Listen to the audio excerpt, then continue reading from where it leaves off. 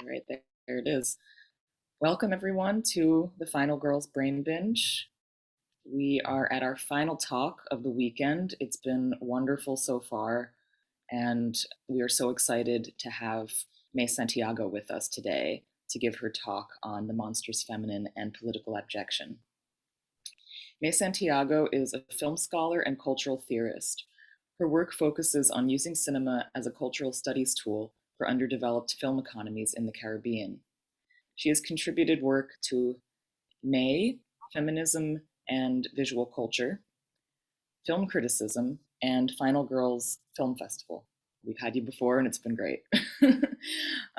May currently runs a foreign horror-based podcast she hosts and writes, Horrorspiria, which I can strongly recommend. It's a great podcast, and is working on a queer horror zine with two other queer women horror scholars out in 2022. She is pursuing a PhD at George Mason University's Cultural Studies program with a focus on Puerto Rico and the question of its national cinema. Thank you so much for being here, May. I'll give the floor to you now. Awesome. Well, thank you so much to Final Girls Film Festival for holding this entire weekend. I am in such great company with the other panelists and scholars and filmmakers and artists from this weekend. And it's just a high honor to be considered and to be here with you all today, talking about what's maybe my favorite body of scholarly work of maybe all time. Before I get started, I would like to quickly say dedication for my presentation.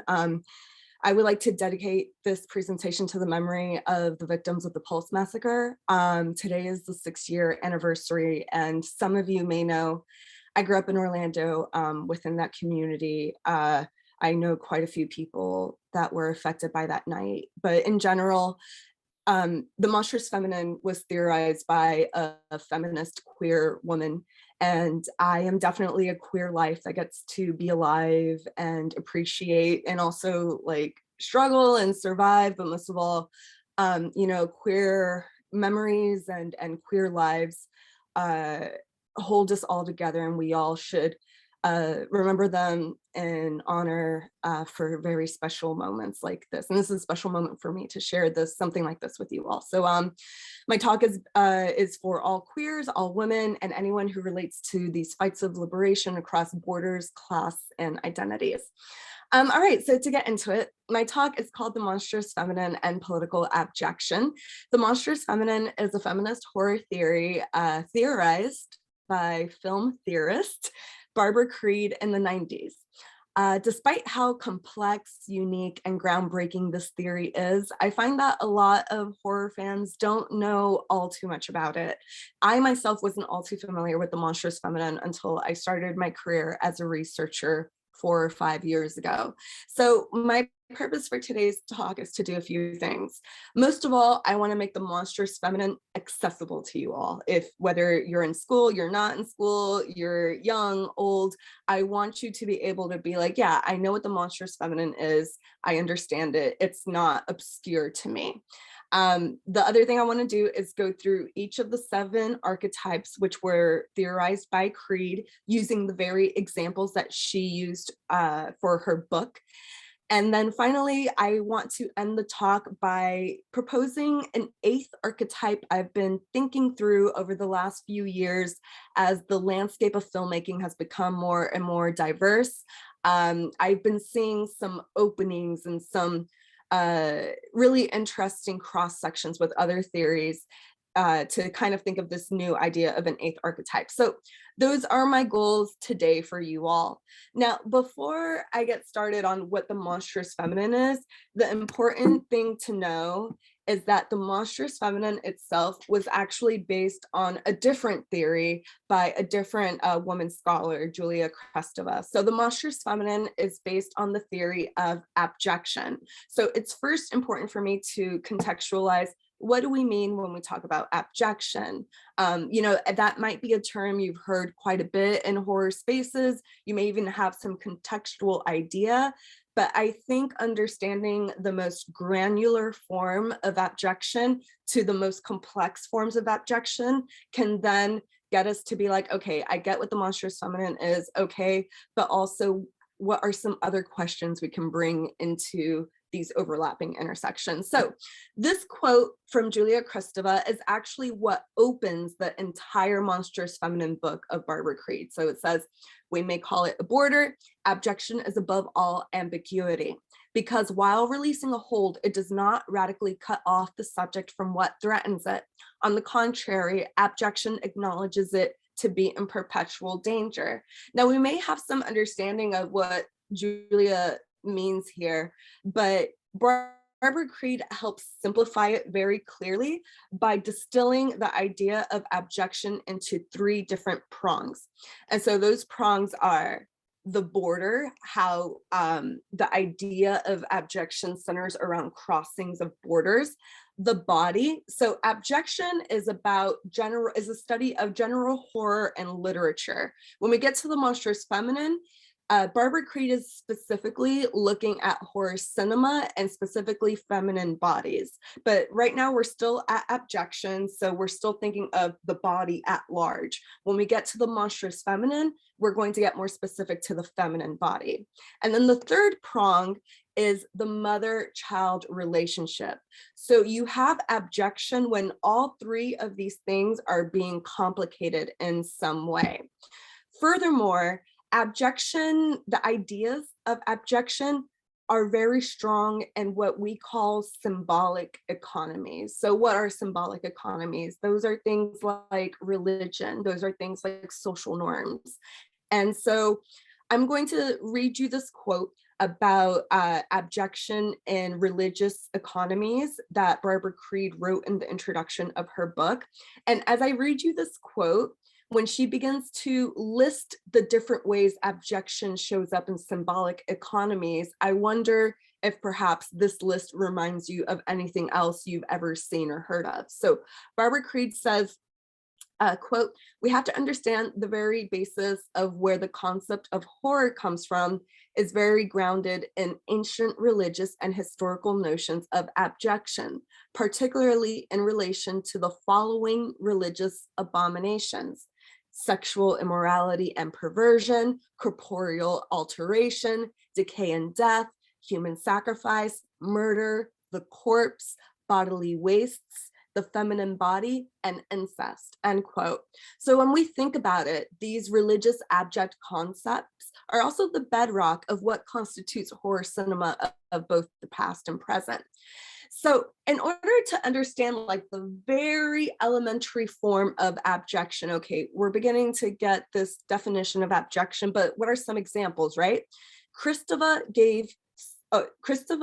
has always said that the most elementary form of abjection is the idea of food loathing. And what do we mean by food loathing? We're thinking about foods that are averse to us. That's going to be different to each and every single person. And so when Kristeva wrote her book, she used the example of the skin of milk. Sorry if this is gross to some of you guys, but she used the example of the skin of milk. And what she said is that the skin of milk symbolized a border between 2 different territories.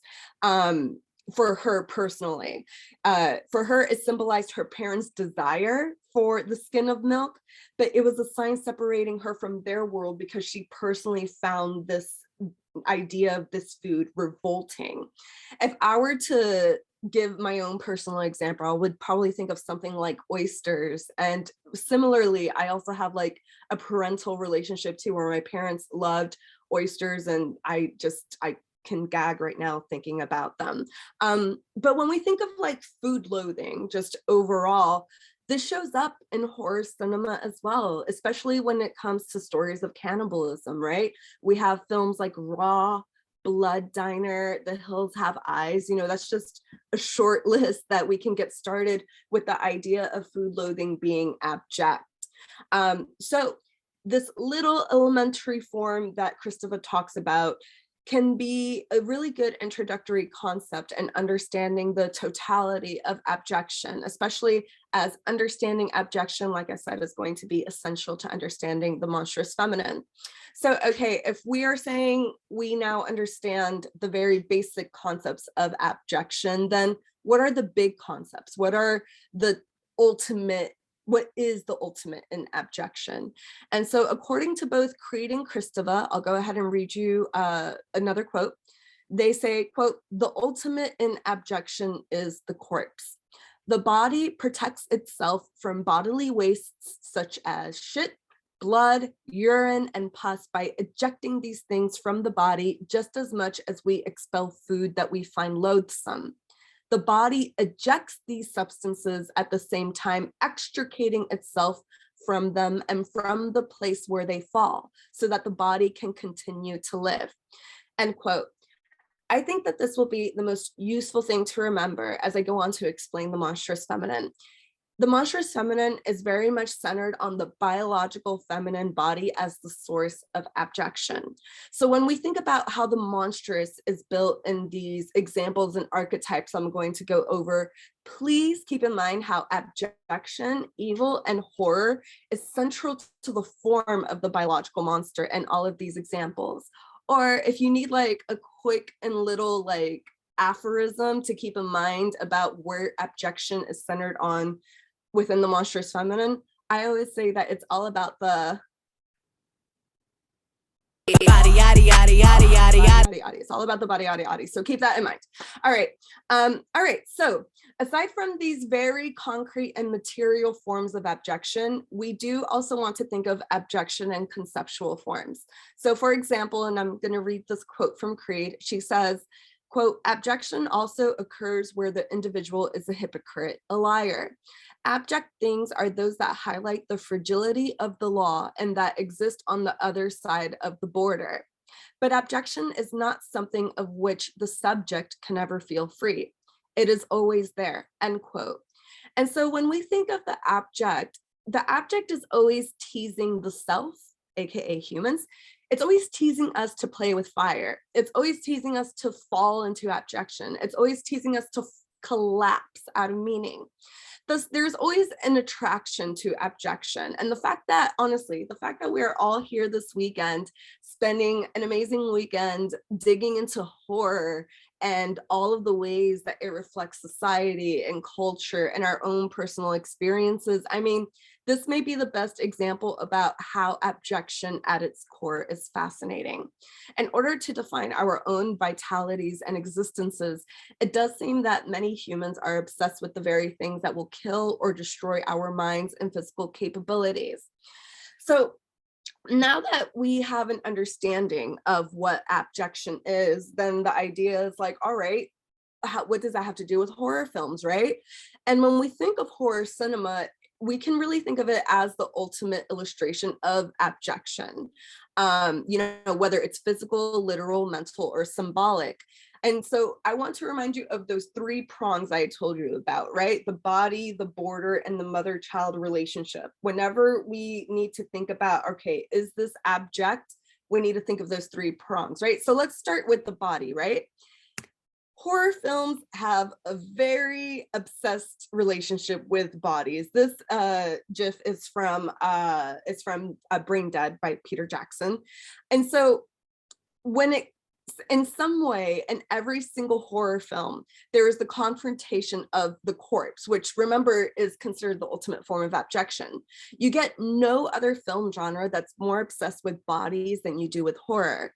And then if we think about, okay, well, we have the transformation, the deterioration of bodies, the next logical step is how that body is transgressed, right? How we cross the border.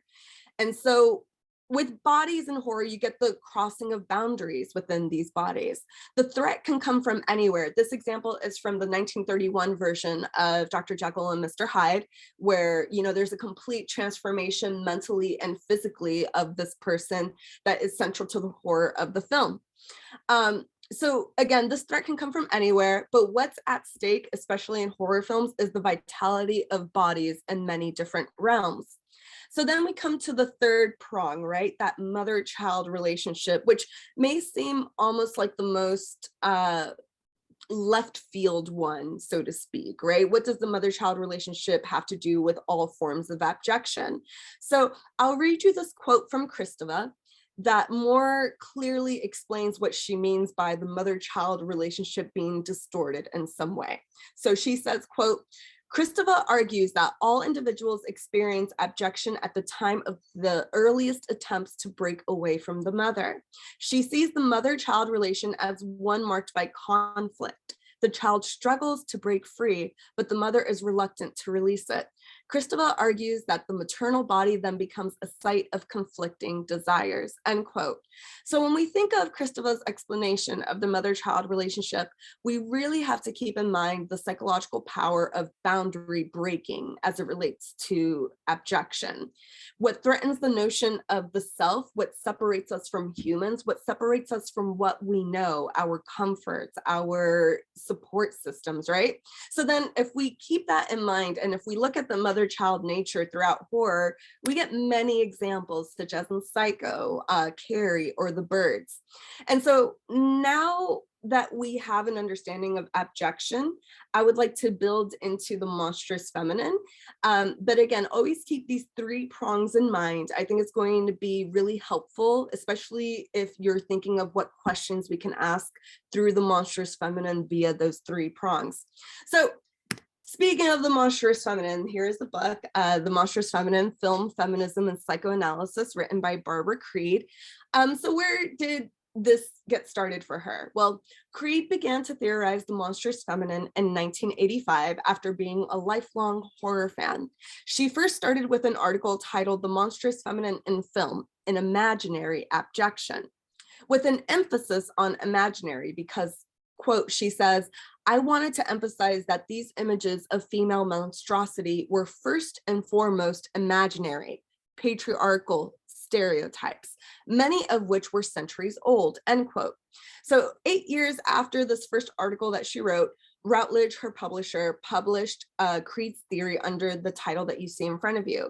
Now, it is important to note that while Creed is both bringing to light the imaginations of patriarchy that a lot of monstrous feminine imagery relies on, she also wanted to theorize this theory in order to highlight the ways that filmmakers subvert a lot of that ideology. And so I'll read another quote from her. She says, quote, the monstrous feminine has many faces given to her by patriarchal ideology: castrator, witch, lesbian, abject womb, mad mother, menstruating mother, etc. But as I have said, many artists and filmmakers have turned that around. The monstrous feminine has her own history. Long before I theorized the concept in terms of the abject female body, female artists, for instance, such as Cindy Sherman, were already creating images of the monstrous abject woman designed to shock the spectator, end quote. So I do want to move along to the archetypes now, but I also want to give you a really clear definition of the monstrous feminine that you can rely on as we go through the 7 archetypes. Now, as much as I love Creed, as much as I love Kristeva, their books are dense. And never in this book does Barbara Creed really ever write out the monstrous feminine is exactly this. So I debated about whether giving you quotes upon quotes to see what she says about the monstrous feminine in her words, but instead what I'll do is I'll just give you the simplified version that I've come to across many different years of teaching this theory, of studying this theory. And so I say that the monstrous feminine is a feminine gendered monster whose abjection is centered on the biological body in some form. And so now I want to go ahead and get into the archetypes to explain what we mean by that exactly. But before I begin to get into the archetypes, I do want to note that due to time, a lot of the information about these archetypes is condensed to the most essential information. I truly strongly recommend that all of you read Creed's book if you already haven't, to see what other questions, thoughts, and complexities she brings to the discussion of each of these archetypes that I cannot fully address here. So the first one that we start with is the archaic mother, as exemplified by Alien from Ridley Scott from 1979. So first off, what is the archaic mother? The archaic mother is best thought of the ultimate mother, the your text of all mothers, so to speak. So to understand what that means, we can look at Alien. There are many motifs of motherhood throughout Alien, one of the most obvious being the Nostromo's computer, affectionately called Mother, that nurtures, services, and condemns the crew in many ways throughout the film. In most sci-fi horrors, such as Alien, The Thing, and Invasion of the Body Snatchers, there is a reworking of birth scenes, or what Barbara Creed also calls the primal scene, especially as it relates to other forms of procreation outside of sexual intercourse.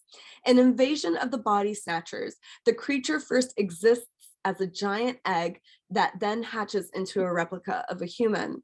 In The Thing, primal scenes are reconfigured as a series of grotesque bodily invasions until the thing becomes the replica of a human. However, none more so than Alien has multiple versions of the primal scene as it relates to understanding the archaic mother. And so the clip that I want to play you all is actually a clip from my own lecture video from a class that I teach. I teach a global horror film over at my university. So this is a clip from the lecture video. So it's going to be a voiceover of me explaining the scene as you see the scene play out. Three of the crew approach an unknown spaceship that has a vaginal opening shaped like a horseshoe. They travel along a corridor once inside the spaceship. Compared to the Nostromo, this spaceship is dark, creepy, breathing, and expressionistic.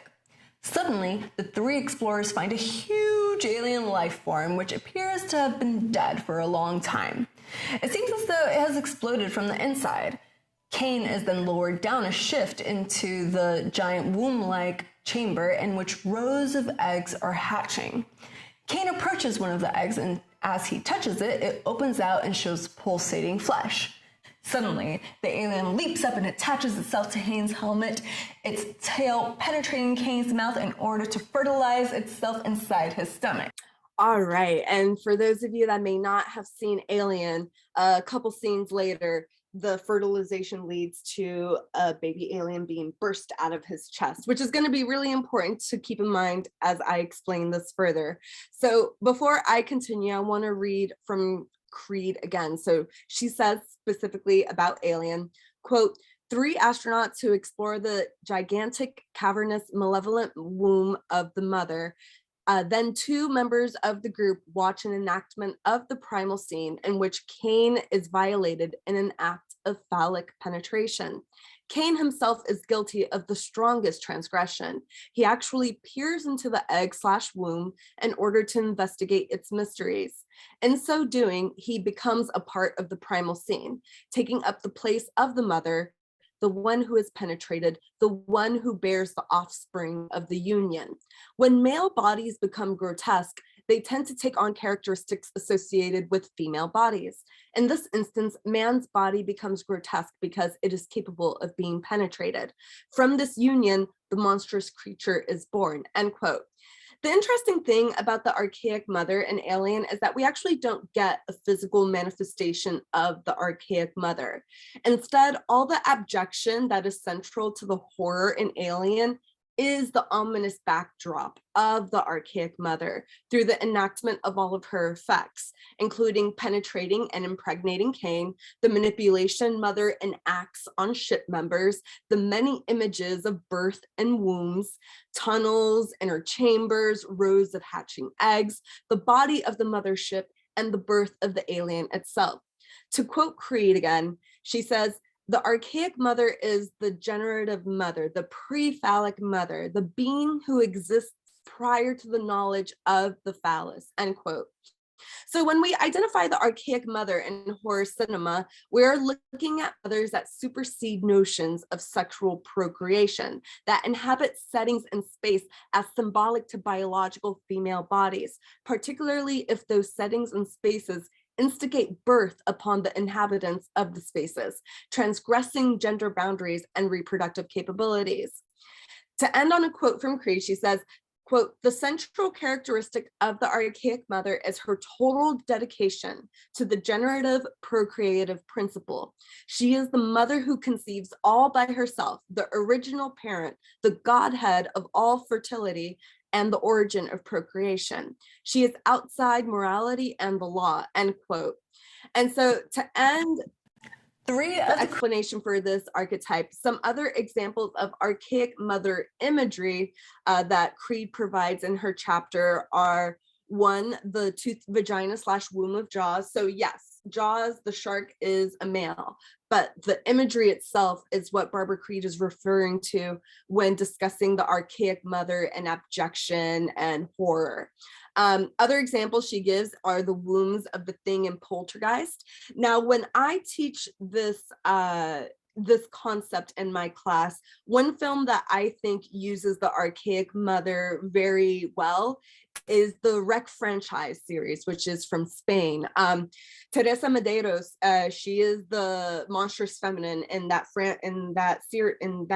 franchise, and she spreads her abjection through a phallic-like process. It's not actual sexual penetration, but all of the imagery that Barbara Creed is talking about, as well as the narrative, checks out within the archaic mother archetype. So a big recommendation for those films, some of my favorite films, that franchise. Okay, moving along. Now we're at the possessed monster as theorized through The Exorcist from 1973, directed by William Friedkin.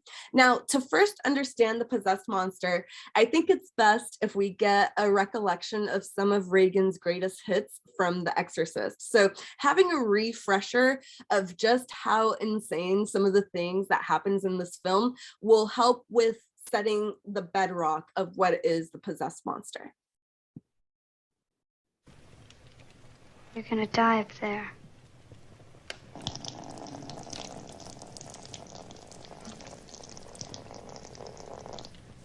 Again? Oh my God, honey. Honey, what's the matter? I'm sorry she's been sick. She didn't know what she was saying. Okay. Come upstairs. Keep away! The sow is mine! Fuck me! Fuck me! Fuck me! What an excellent day for an exorcism. You'd like that? Intensely. But wouldn't that drive you out of Reagan? It would bring us together. You and Reagan? You and us.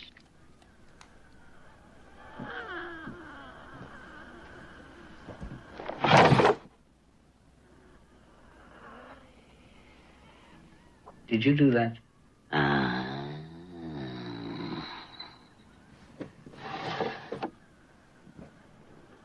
Do it again. In time. No, now. In time. Mirabile dictu, don't you agree? You speak Latin. Ego te absolvo. Quod nomen mihi est? Bonjour. Quod nomen mihi est? La plume de ma tante. How long are you planning to stay in Reagan? Until she rots and lies stinking in the earth. What's that? Holy water. You keep it away. It burns! Oh, it burns! Stick your cock up her ass, you motherfucking worthless cocksucker. Be silent! Oh! Your mother sucks cocks in hell, Lord, hear Paris, my you prayer. faithless swine. Come on. Our Father, who art in heaven, hallowed be thy name. Damien! Amen. God, defender of the human race! Oh, look down in pity! You killed your on this mother! your servant! You left her alone to Reagan die! to raise Shut the- up! I'll never forgive you! Oh, Lord, Shut up! devil's- Bastard! Oh! I cast you out! Unclean spirit! Shove it up your ass, In the name you of our faggot. Lord Jesus Christ! It is he who commands you! He who flung you from the heights of heaven to the depths of hell! Fuck him! Be gone! Fuck him, Garrus! From Fuck this him. creature of God!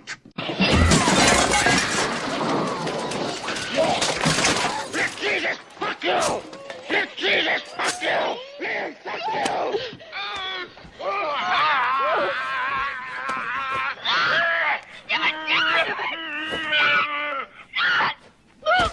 Lick me! Lick me!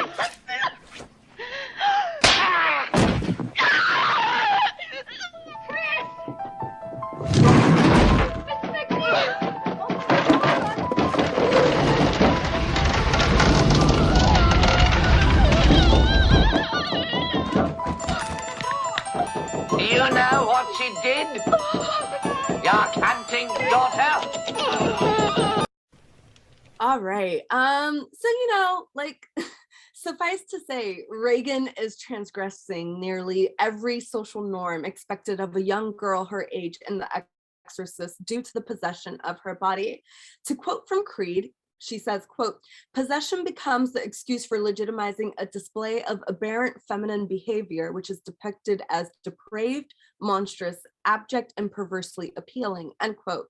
The possessed monster archetype is probably an archetype many of you are already a bit familiar with, especially because of the immense success of The Exorcist and all the films it has influenced.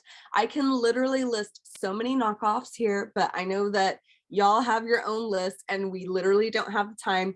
But I do want to read from Creed to just remember what typically happens in nearly every single possessed monster film. She says, quote, "All of these films portray a girl or woman possessed by the devil. Central to these imitations is a strong sense of the vulnerability of the body and its susceptibility to possession. They also focus attention on the graphic, detailed representation of bodily destruction," end quote. Remember the three-pronged nature of abjection: the body, the border, and the mother-child relationship. This is seen none more clearly than in the possessed monster archetype. Women and girls no longer behave like women and girls. Their bodies, their gender, their vitality is breached by the possession of the devil or demons coded as masculine figures. They are alienated from their families due to this transformation. The biological female body becomes the conduit and battleground for the fight between Christ and the devil. The biological female body is abject, the very source of evil, because evil has been transformed through it. So when we think of the possessed monster archetype, we want to think of how gender, bodies, decorum, and relationships are transformed due to the presence of a malevolent deity. Like I said, I feel like this is one of the more accessible archetypes, so I do want to begin to move along. But before I move along, I want to bring to light a film that I think does take a bit of a twist on the possessed monster archetype, which is Karen Kusama's Jennifer's Body. So this example is particularly interesting because it's a feminist twist on possession, but it still has the gender transgression elements central to its core. Jennifer is sacrificed in a satanic ritual by men seeking fame and fortune. However, because she is not the version that these men thought she would be, she didn't die and is now instead possessed by a demon who's hungry for men and women. She becomes a succubus herself, who is then killed, but not before passing on elements of her abjection to her assailant.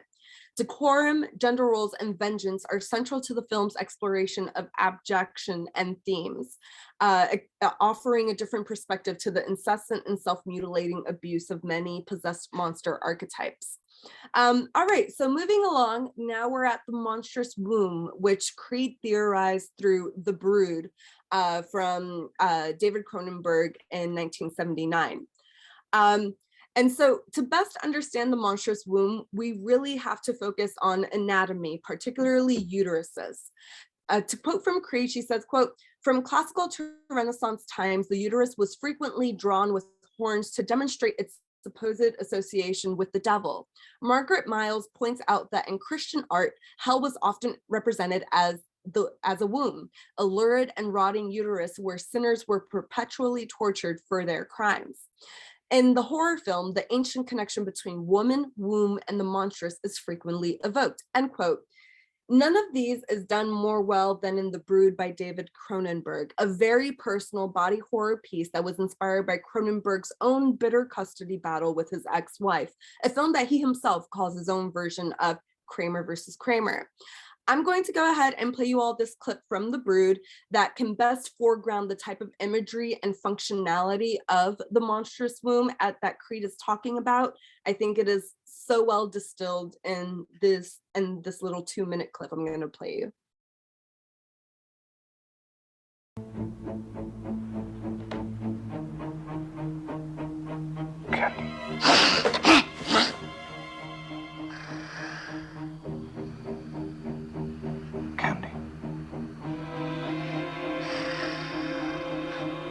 Daddy, is it time to go to school yet?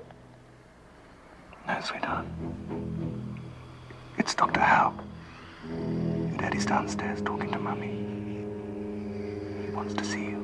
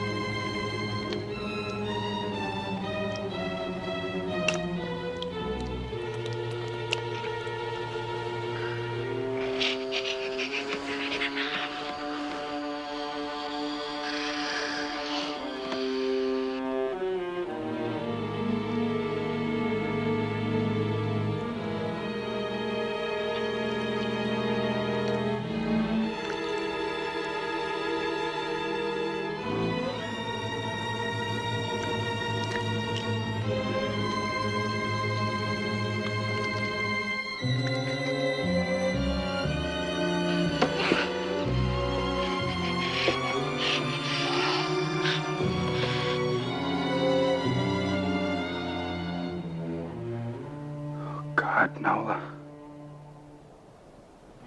No, I disgust you. I sicken you. You hate me. You didn't come here because you love me. All right. So for the monstrous womb archetype, penetration is not necessary. In fact, the most effective forms of this archetype require penetration and biological fertilization to be out of the question. The women characterized under the monstrous womb bear evil because the very nature of them is evil. Their wombs are abject because their gender is abject. To quote from Creed again, she says, quote, "From the time of Hippocrates to Ambrose Pare, it was generally believed that monstrous offspring were created by the material imagination. In other words, the child is transformed into a visible image of its mother's desire. Horror films that depict monstrous births play on the inside-outside distinction of abjection in order to point to the inherently monstrous nature of the womb, as well as the impossibility of ever completely banishing the abject from the human domain," end quote.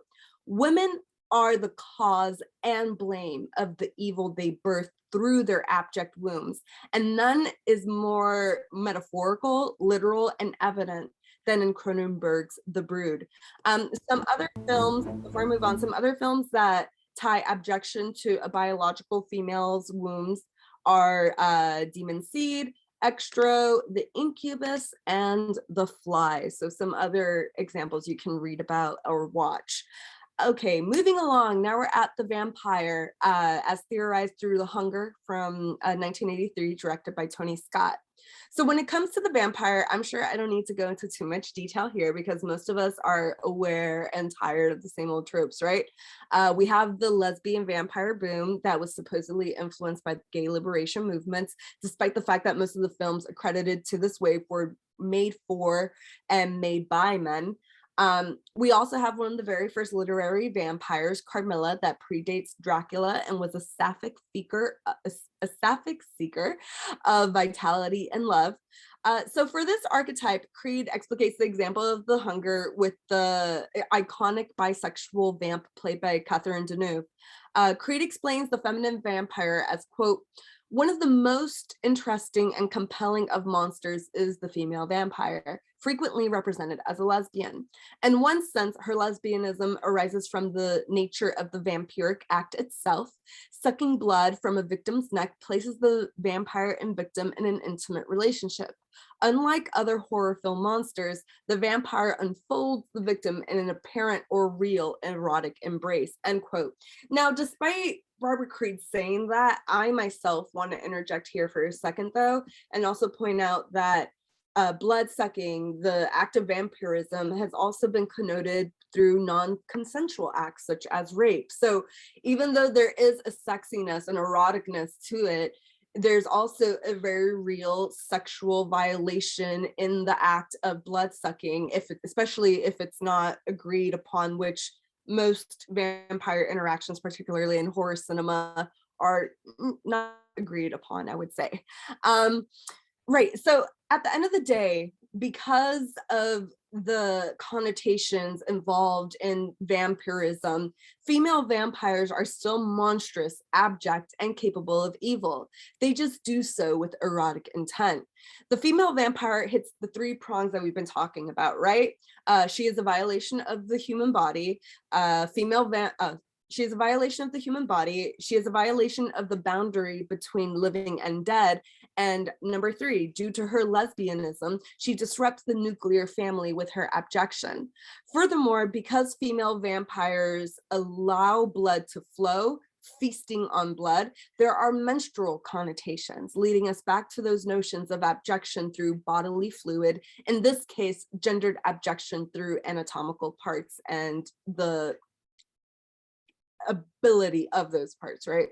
So again, as I said, I don't want to spend too much time going over what exactly vampires are, because I feel like they're among the most mainstream of tropes within horror cinema.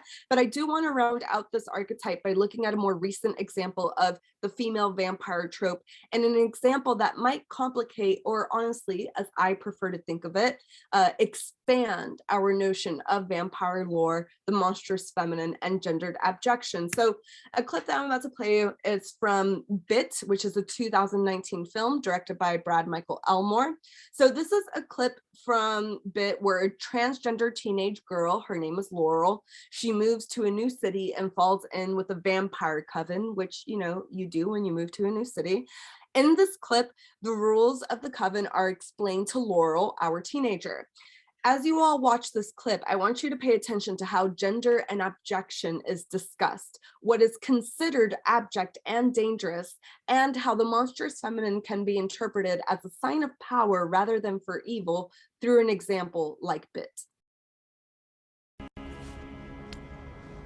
Careful. That's the last one. What is it? The cure. If you take it before you feed, you'll turn back into your old self. Now would be the time for any questions. Do you guys kill people?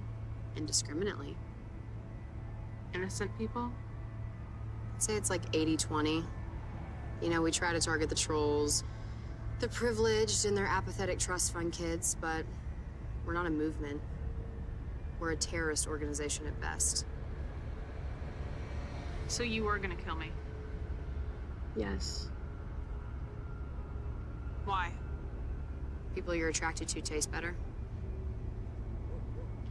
I don't want to kill people. Too bad. Knock it off. The world's a meat grinder, kid. Especially if you're a woman. I don't think you need a PowerPoint presentation to know that one's true. We're politically, socially, and mythologically fucked. Our roles are secondary. Our body's suspect, alien, other. We're made to be monstrous, so let's be monsters. Let's be gods. What we offer here is not the chance to join a group, but the chance to truly be an individual. That's the pitch.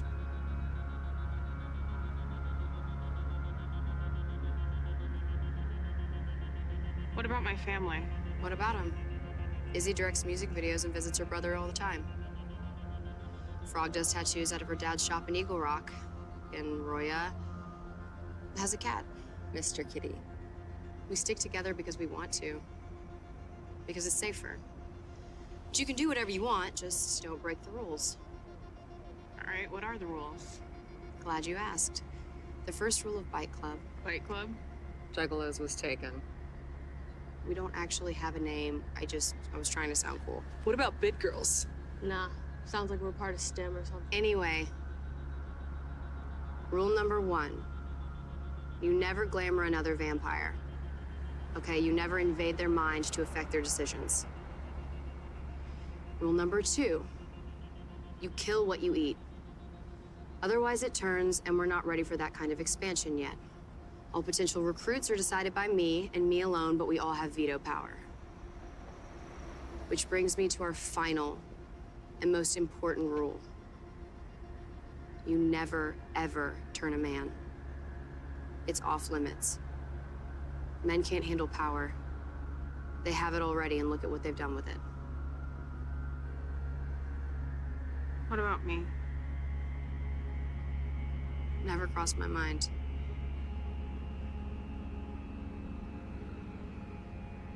So as we can see from this clip, the abject may be specific to the vampire coven, but it is a reclamation of the evil spread from patriarchal standards. Furthermore, the trans-inclusive approach of BIT can open up how we can read biological bodies that can be codified as feminine and outside of psychoanalytic standards, which is so central to a lot of the monstrous feminine as Creed theorized it. So moving along, we're now at the witch.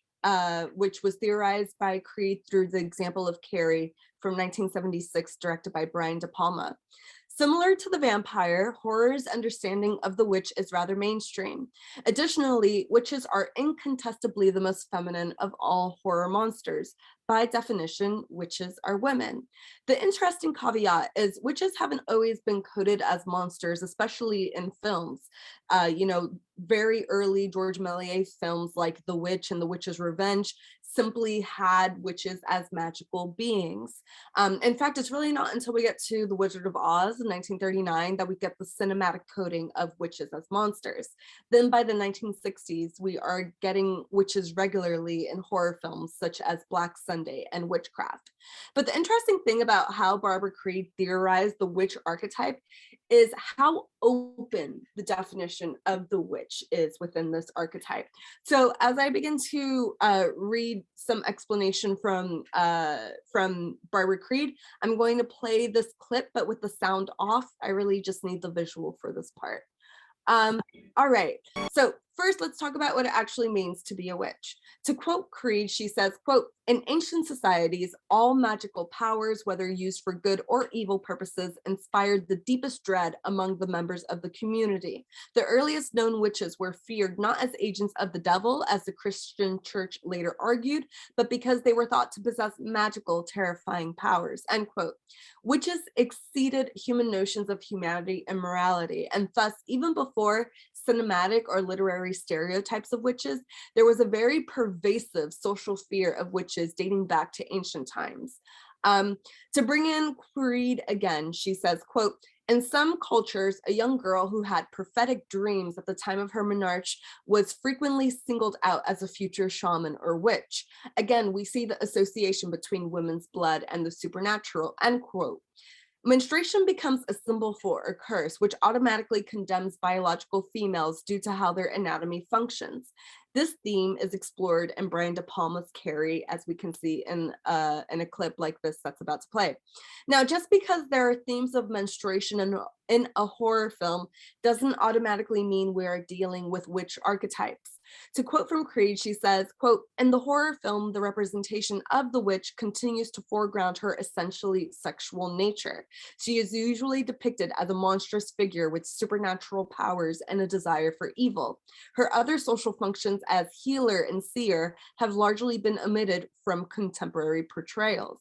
The witch is defined as an abject figure, and that she is represented within patriarchal discourses as an implacable enemy of the symbolic order. She is thought to be dangerous and wily, capable of drawing on her evil powers to wreak destruction on the community.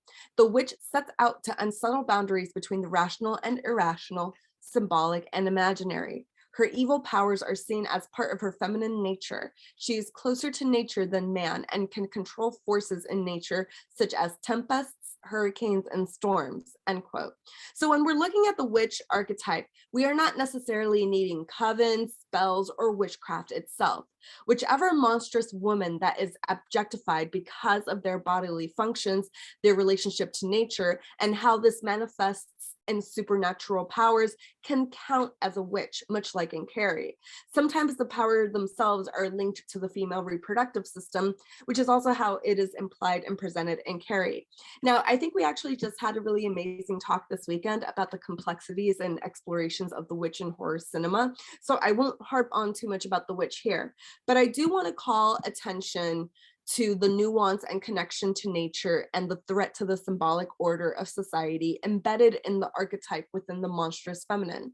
One of my favorite examples of a witch archetype in underrepresented or unconventional meanings is through the example of The Badettes, a 2005 Cameroonian Afrofuturist film directed by Jean-Pierre Bocolo. In this film, two women use a special ritual called Mivongo that connects them to nature and supernatural powers through the power of their sexuality to challenge patriarchal standards and regimes in a post-futurist Cameroon. All right, I'm beginning to get to the end of the archetypes. We're almost there. Now let's move on to the femme castratrice as theorized through I Spit on Your Grave from 1978, directed by Meyer Zarchi.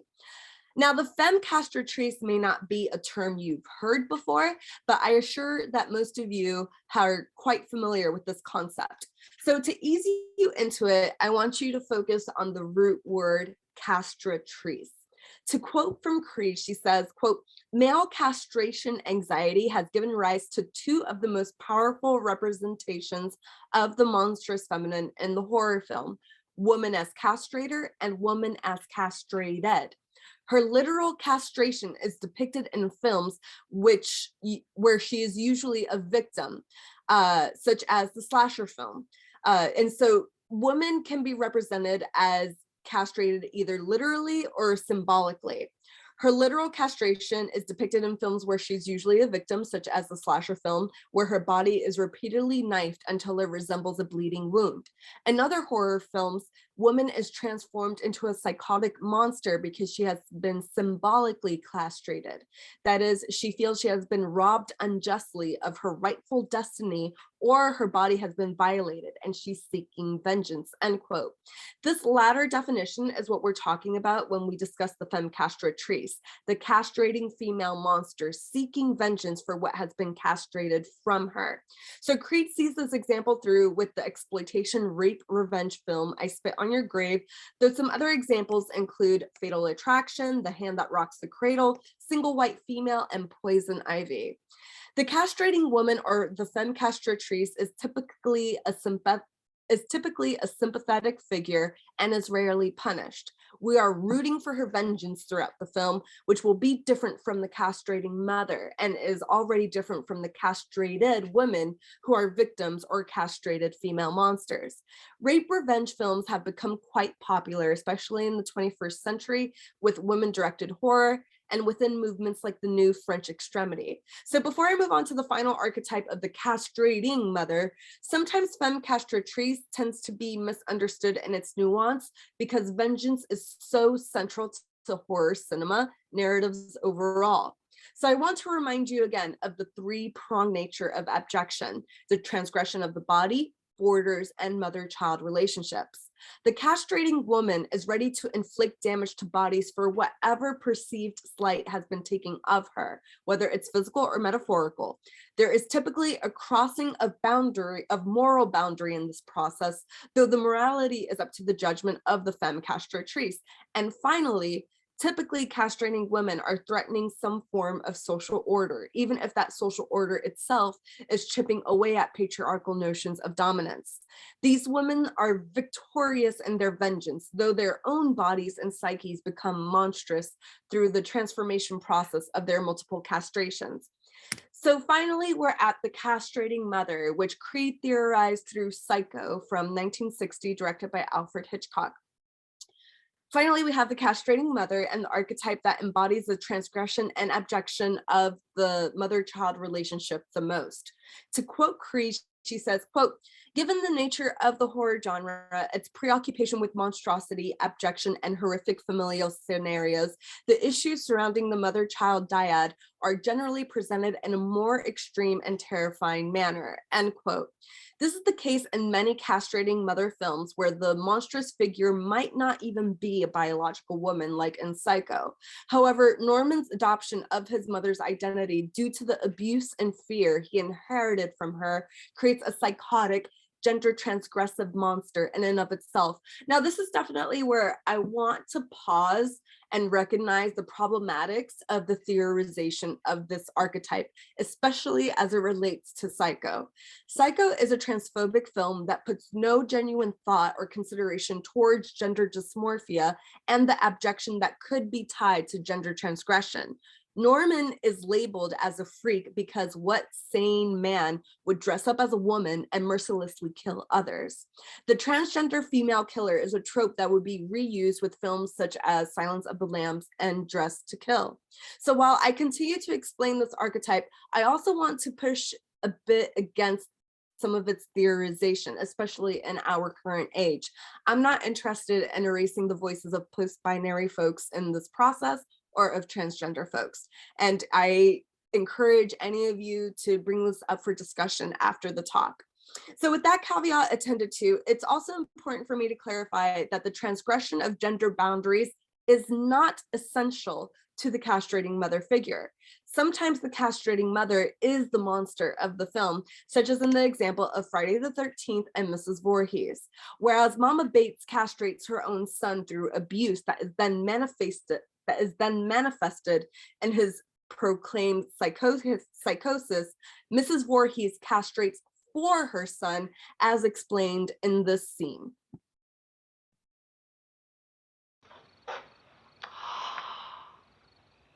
Oh my Lord. So young, so pretty. Oh, what monster could have done this? Bill's out there. Oh, God, this place. Steve should never have opened this place again. There's been too much trouble here. Did you know that a young boy drowned the year before those two others were killed? The counselors weren't paying any attention. They were making love while that young boy drowned. His name was Jason. I was working the day that it happened, preparing meals. Here, I was the cook. Jason should have been watched every minute. He wasn't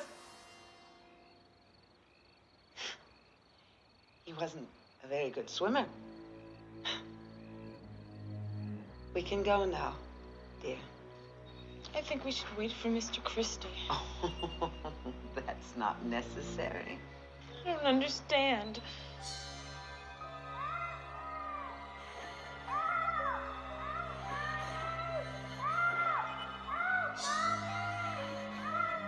I am Jason. I am.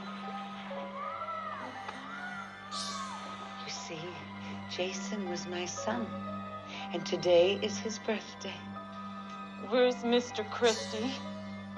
Oh, I couldn't let them open this place again. Could I? Not after what happened. Oh, my sweet, innocent Jason. My only child. Jason.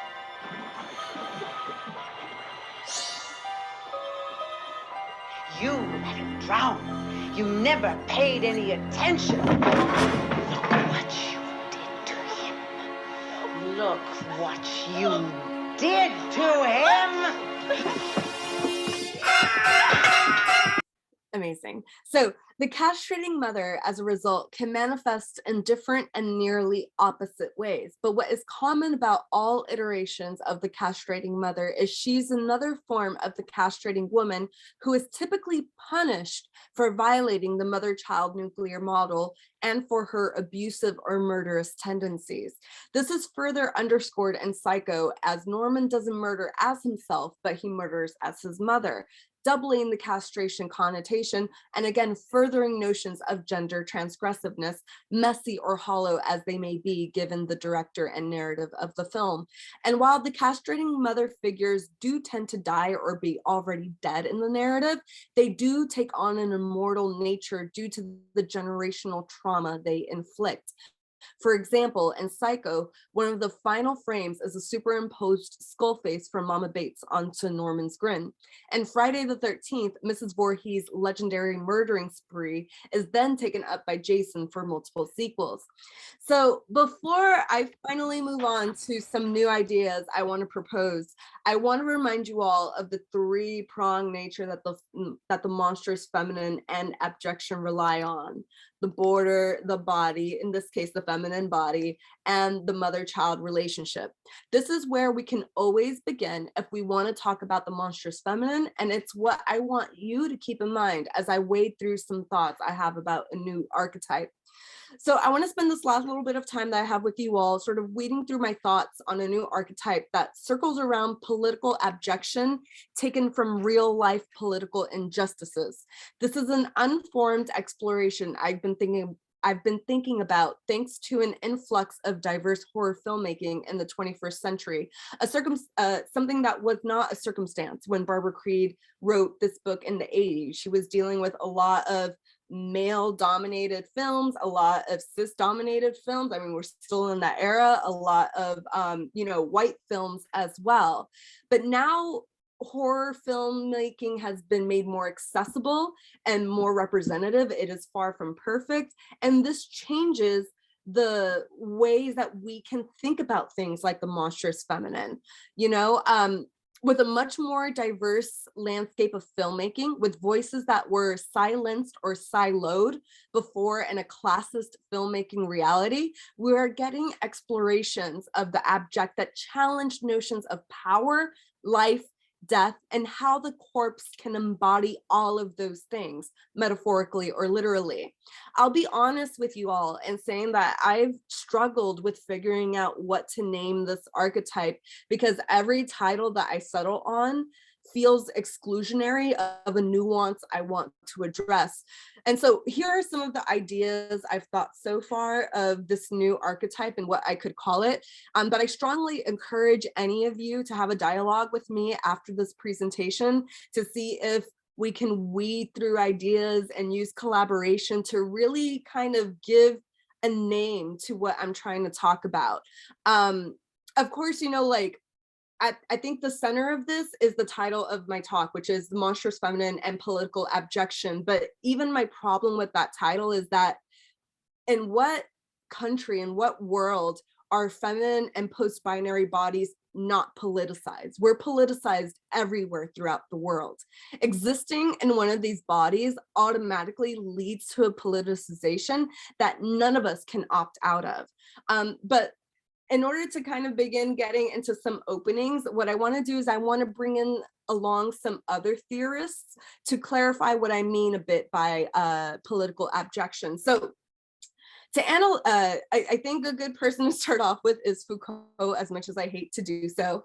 To analyze patterns of racial and geographic domination throughout the world, like I said, Foucault can serve as a starting point.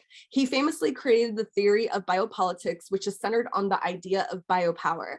According to him, biopower is what justifies state racism. He condenses biopower to an aphorism: the right to make live and let die. He emphasizes the murderous function of the state, which is only justified by racism, and his theorization of biopolitics.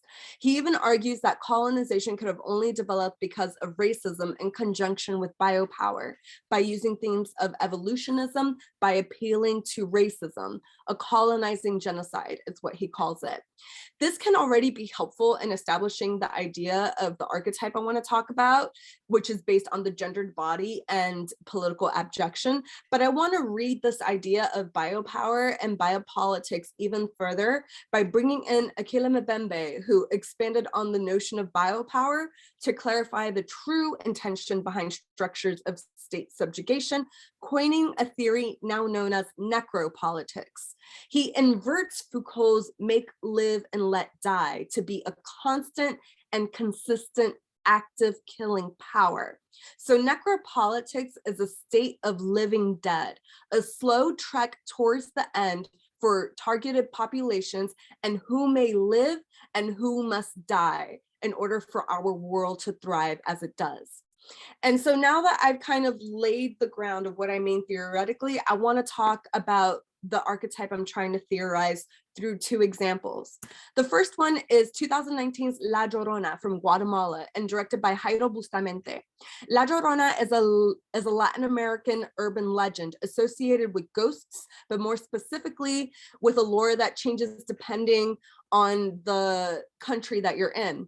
What tends to be common among all iterations of La Llorona is that she's a specter seeking revenge for some harm done to her or something that she has caused.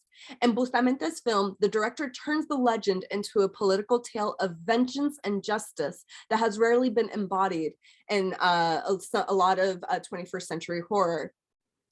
The film is about a former Guatemalan dictator, Enrique Monteverde, who is based on a real-life Guatemalan dictator, Efraín Ríos Montt, who is put on trial for the genocide of indigenous Mayans in the 1980s, something that actually did occur in Guatemala at the time. In the present day, Enrique is an elderly man who lives with his granddaughter Natalia, his wife Carmen, and their house staff in a grand house.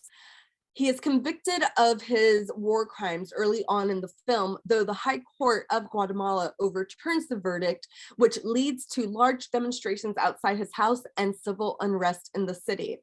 Furthermore, Enrique begins having erratic visions, leading to even more erratic behavior, including shooting at his indigenous house staff, which is made up of the Cachiquel people of Guatemala. His one faithful servant, Valeriana, brings a young woman on staff named Alma, which, by the way, Alma is the Spanish word for soul. Enrique immediately takes a liking to Alma. As his own family reckons with Enrique's fetishism for Native women and his actions during the genocide, supernatural activity occurs around the house as more secrets are unveiled about Enrique's past, such as his multiple affairs with female house staff throughout his many years as dictator. Moreover, this supernatural activity is woven in throughout the film by a woman's wailing, a motif that is common throughout all La Llorona legends and is also translatable within the name, the wailing woman. All this activity leads to the climax, which is a Mayan ceremony Valeriana conducts to try to cleanse the house of the spirits haunting the Monteverde family. During the ceremony, Carmen, Enrique's wife, falls under a trance where she relives Alma's final moments. Alma was one of the many women victimized during the 1980s genocide when a young Enrique Monteverde ordered his soldiers to drown her children in a river right in front of her, and then Enrique himself executed Alma by shooting her in the head. Whilst in this trance and drowning in Alma's sorrow, Carmen strangles Enrique. The film ends with a scene at Enrique's funeral where another military general begins hearing wailing while in the bathroom. So as I described the film, some of you may have thought, well, I mean, isn't it a possessed monster? She gets possessed by a spirit, right? Or maybe the witch. Doesn't Alma have powers that transgress the living dead boundary and relate to nature?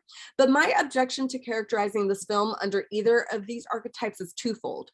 First off, for possessed monster, the gender binary has to be transgressed, particularly from male-coded demons. There is no male-coded spirit in this film. While I can see somewhat an argument for the witch archetype, witches have vitality in this archetype. Alma is already dead in the film. She is both a spirit and a corporeal form. She transcends both nature, life, and death. So in this film, we have the three prongs. The transgression of many feminine bodies, the transgression of literal borders from dictatorial bodies of the military regime onto indigenous peoples and land, and of course, the third one, the annihilation of the mother-child relationship. Alma becomes a metaphor for her people, her land, and the injustice brought forth by a political regime. Finally, the last film I want to detail is 2020's Slacks, which was directed by Elsa Cuphart and is from Canada.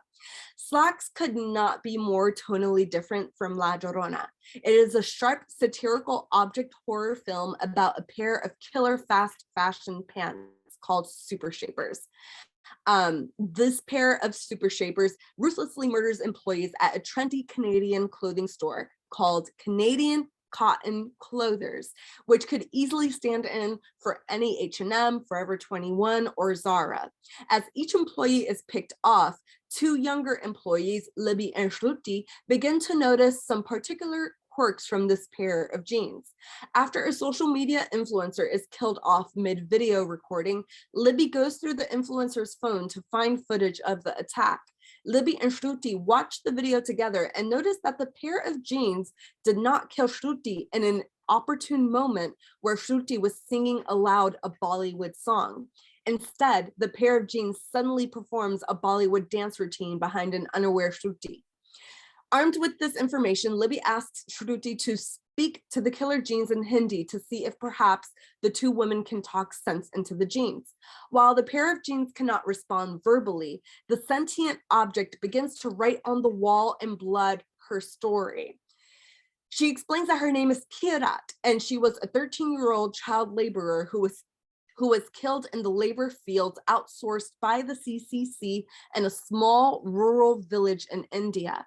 She was caught in a thresher while harvesting the experimental cotton that serves as the fabric for the new super shapers. Now her spirit lives in the fabric which killed her in its means of production.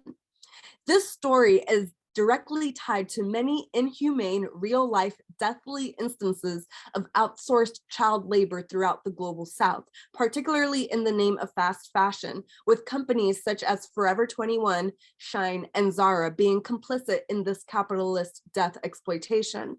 So where would Slacks fall under the monstrous feminine? We know Kirat was a young girl, but she is completely dispossessed of her body in becoming the monster. Already this complicates categorizing the film in any of the original 7 archetypes. But similarly to La Llorona, we can go back to the 3 prongs and the connection to political abjection. Kirat is dispossessed of her body. She transgresses the boundary of living and dead, object and human. And finally, she is robbed of her entire childhood, only remembering the comfort of her culture through Shruti's impromptu singing of a Bollywood song.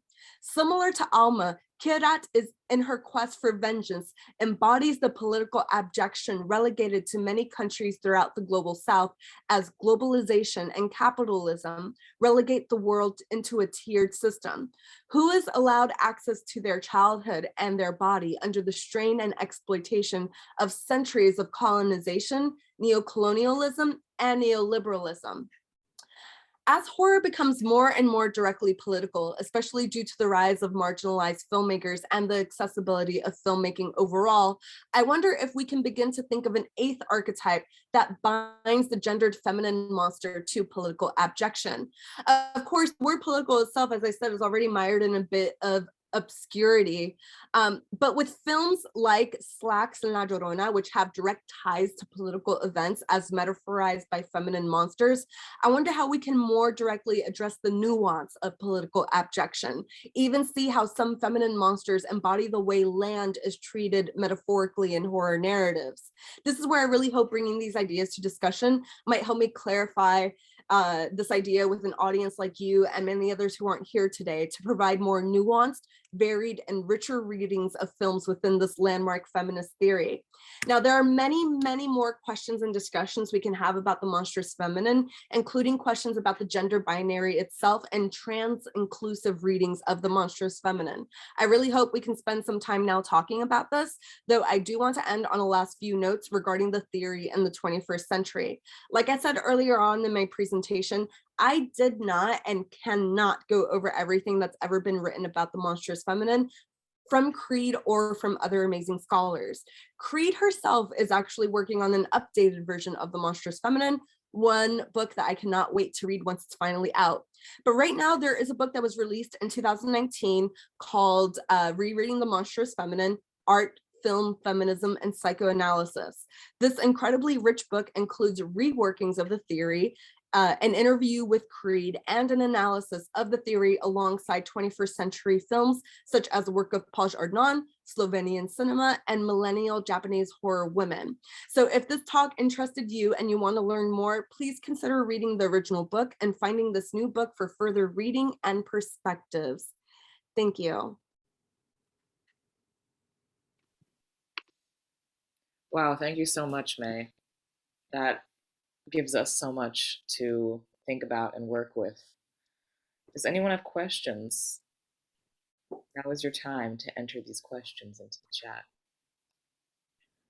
I'm wondering if you have a few more films that you've been thinking about in relation to the politically abject monstrous feminine.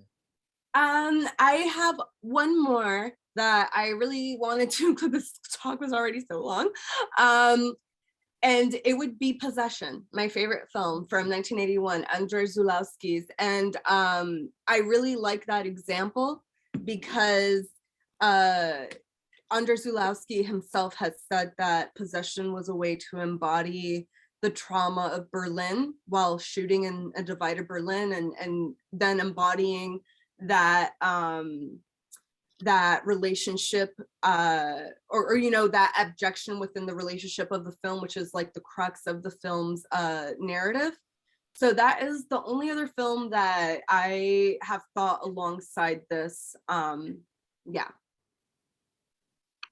Yeah, very interesting example. Of course, the possessed monster also is very, very much at play there. I mean, in relation to the Reagan from The Exorcist, I mean, you have this kind of like hysterical, you know, this term is very problematic, but like this portrayal of monstrous hysteria. Yeah, exactly. Yeah. Yeah. Yeah, I mean, a lot of dudes really, I mean, that's sort of the thing about this theory too, is that it's just a lot of male directors, and it's a lot of like, you can really see the like misogyny embedded in so much of it. We love these, The Brood, David Cronenberg is one of my ultimates, but every single time I kind of have to really theorize through The Brood, I'm like, man, it stings a little almost, but you know, it is, I mean, we're all complicated people. Do you have any thoughts on how menopause plays into the monstrous feminine in horror? If you want me to be honest, no, because I think one thing I don't know, I am definitely not an expert in, is sort of like hags and hagsploitation, and I think that there could definitely be a really interesting reading, like just off of the top of my mind. I think of an example like Ty West's X, about how that could be read through like elderly woman tropes, menopausal tropes. But no, just to say right off the top of my head, I don't think I've ever given that too much thought, but I could see where it can connect. Yeah, some more things need to connect in my head before I have anything to theorize there either. But I'm curious about it. It's complex. It's a lot. I'll just read some comments here from the chat for now.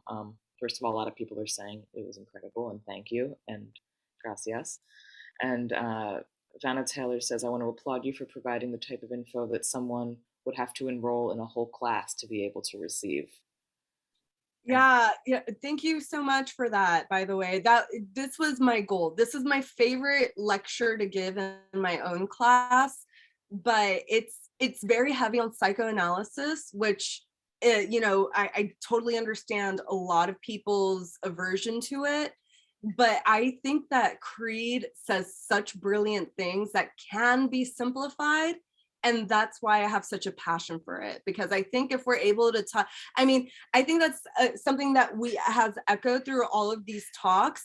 It's not like we want to be perfect victims. Like, we kind of want to be villainous and have our, you know, revenge, and how is our abjection? We're not saying let's not be objectified, let's not be murdered. It's sort of like, how can we meaningfully talk about it rather than just showing the imagery of trauma, right?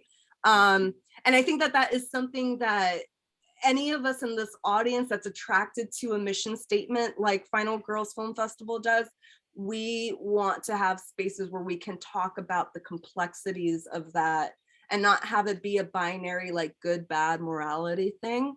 So that's a very long way of me saying I'm just glad that something that can be so complex could be made accessible to a really great audience like this. Thank you for that. A comment from Valeria, Valeria Villegas Lindvall, who also, I guess you know each other. Yeah, she's also given talks with Final Girls, and we really enjoy her work. She adds that Patricia McCormick has an exceptional update to these ideas of abjection and the monstrous by taking possession as a case study. Though it's more. I did not know that. Valeria is always giving me the best recommendations, so now I need to go read that. I'm so sorry I did not include that. That sounds amazing. Yes, I'm also curious. Check it out. We have a question from Gabrielle Robinson Tillenberg.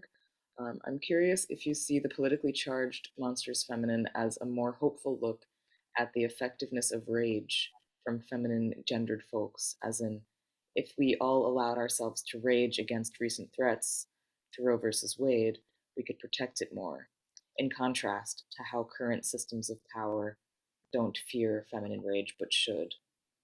And then she adds, not to say people aren't raging currently, but even more so than we are now. Such a beautiful question. Thank you so much for that question, Gabrielle.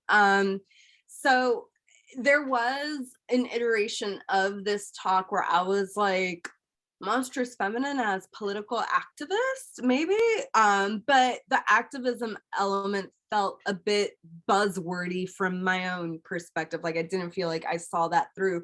But I think what I was trying to theorize with that is that I do think that these filmmakers are metaphorizing political realities more directly in ways that haven't been done before, haven't been seen before yet, and as a means of their own form of activism, you know, and I think that that's totally valid, you know, making films, bringing light to different political plights, especially as they relate to gender, is one of the most effective ways to, you know, express really complex ideas. And so I'm not sure if I'm even answering Gabby's question, but I think there is definitely something about feminine rage and something about the way that horror has been expanding that isn't directly addressed in the original Monstrous Feminine. But to be fair, again, Barbara Creed was working with this in the 80s and like early 90s. A lot of the films just weren't there. So I could see why there's like an omission in the original one. And I do think that is something that we should be talking about in updating the Monstrous Feminine, is like, where does feminine rage come from? And also the choice to make these monsters gendered. Like one of the most interesting thing to me about Slacks is that they chose it to be a small young girl. It could have been a small young boy. Small young boys work in those fields too, but it was very specific to use you know, a feminine body, even though she was dispossessed of her body. And I do think that there is a really great intentionality at play there when we purposely use feminine bodies, feminine voices to express a rage that seems like they're the only ones that can really tap into it. I think that's a very, yeah, that's a poignant answer to that question for sure. Gabby also adds, or sorry, I'm like abbreviating her name because you did that. Gabrielle also adds, just saying I'd like to see a full La Llorona on Brett Kavanaugh from the US Supreme Court. This is like all the men on this US Supreme Court, though. If make that is watching, that wasn't a real threat. That was just, we're talking about horror movies here. We have a few more questions. Alice M asks, for the 8th archetype, have you thought about the fundamental element that unites these characters? It sounds like it's state oppression or the power of the state. It seems like political abjection is close, but I wonder if there's something that gets closer to authority or power. You're absolutely right, Alice. And that's when I circled around to the idea of like woman as politicized land, woman as land, because that's actually something that I didn't realize until I began to even bring in possession as well into it. I'm like, the thing that ties these three things together is the fact that the rage, the politicization ties back to the land in some way.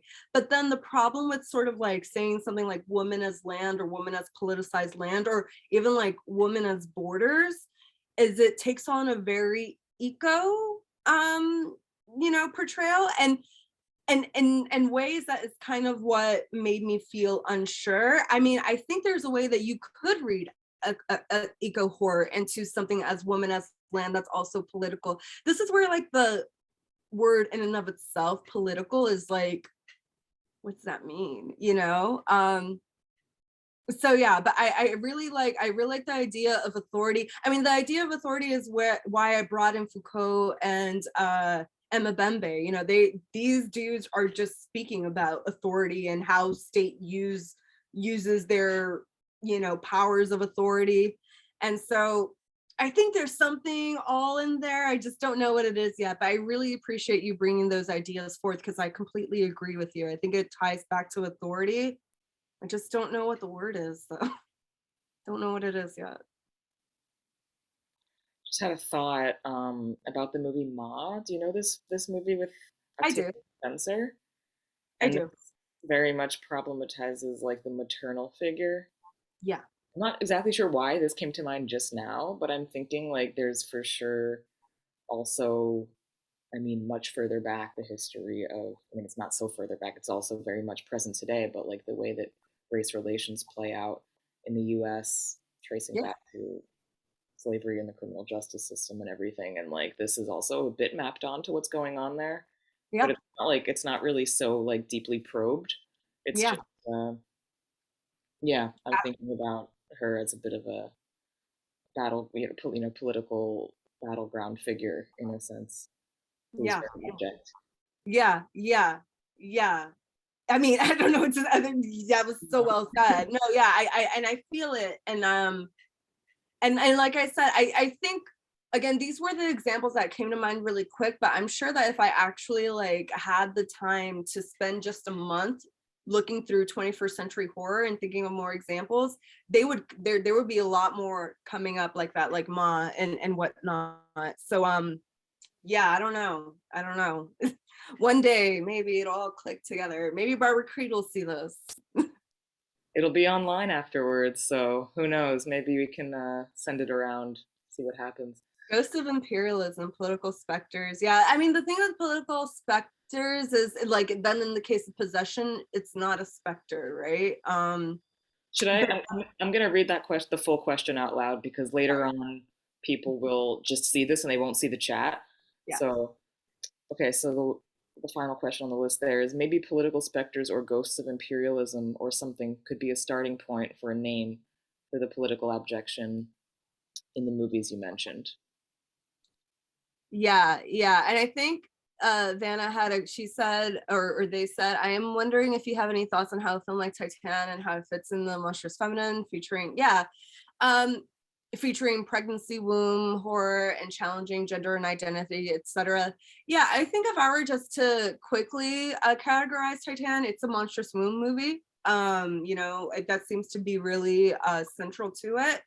But I really did mean what I meant about like making the theory more trans inclusive. I think that we could just have one single archetype, just very much on the notion of, you know, transgenderism. I'm like, why not? Like, yes, I know that Creed's theory was based in psychoanalysis. Psychoanalysis is like, you know, F trans people or whatever. But I'm sure that Creed would agree that it would be really interesting, especially how trans filmmakers embody the monstrosity, you know, the abjection of the experience of dysmorphia and whatnot. And we could stop talking about Psycho, God.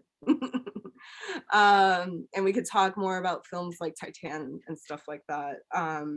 So yeah, I mean, I definitely think Titan should be considered part of the monstrous feminine, and I would really love to see more expansions, more ideas past of just what I put up here.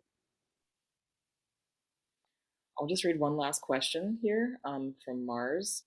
I am wondering if other forms of gender depressions other than misogyny might play into this wave of political horror, and it could be a different way to look at it. Thinking, for example, about the explicitly gender depression of Black men by white women in the new Candyman. I think that's interesting, and I'm definitely not saying like no when I hear that, but when I think of the example that was given, I mean, but in Candyman, the monster is, our villain is male coded. They're all men. Yes, it's instigated by this gender based oppression, such as, you know, the white woman, black man inversion. But yeah, I mean, it would be interesting. But I think one thing that I love about the monstrous feminine more than anything is that we're just talking about women. You know, we're in horror, especially in a lot of theories of horror, like you get the final girl, which you know, I never want. Hello, Final Girls Film Festival, not ever throwing shade to Carol Clover and the final girl, but it's like, you know, it's so embodied in her like virginity, her fragility. It's so, and like the monstrous feminine is just like, it's all the complexities of how gender has been explored through monstrosity in horror cinema. Another really great woman-based horror theory that I feel like is under discussed is the enduring woman theory from Robin Means Coleman. So yeah, in our Black Women in Horror panel. Yes, yeah, we yeah, from back in February. Right, so yeah, so I would say definitely, I think that brings, I love bringing this up to the conversation, and I think definitely there's something to be said about theorizing around gender-based oppression overall. But one thing I love about the monstrous feminine is we're only talking about women. Go away. No, I don't want to hear about any male monsters. Just want to see how women just be fucking up everyone's day. Sorry, I shouldn't curse. Oh, you're totally welcome to, right? Women and binary breaking, right? No, women and binary, but yeah, just like, you know, I include Tetsuo here. We don't have gender in that movie. It's just, why not? Tetsuo is part of the monstrous feminine. That's my next book chapter. It's funny hearing you pit the monstrous feminine against the final girl. I'm like, yeah, we really should be called the Monstrous Feminine Film Festival. Yeah, but I mean, we like the final girl as a starting off, as like a jumping off point, you know, like this is the monstrous, the yeah, no, man, the femme castratricers. Oh, I don't know. Well, I think we will close the evening there, unless there's any other burning questions that want to be included. In any case, thank you so much, May. This was a very illuminating talk. I think that you were able to talk super clearly and engagingly about very difficult ideas and theories. And as a lot of people expressed, we all came away understanding much more about these theories than when we got here. So thank you so much. And also the theory you're positing about the political abjection is super exciting, and I'm excited to hear more about it in the future. Thank you everyone for your time and attention, and thank you to all the other speakers this weekend. I truly just am so humble, so thank you everyone. Thanks, Maya. I'm throwing that PayPal link in there for one last time, so if anybody would like to donate to the festival, you've been here throughout the weekend and enjoyed. Yeah, we hope you enjoyed the weekend. We'll be back in February with our full festival lineup in Berlin, and we'll have a few virtual aspects to that too that you can tune in from elsewhere. And yeah, that's it. Thanks so much. On YouTube as well. Bye everyone. Have a great weekend. Bye everyone.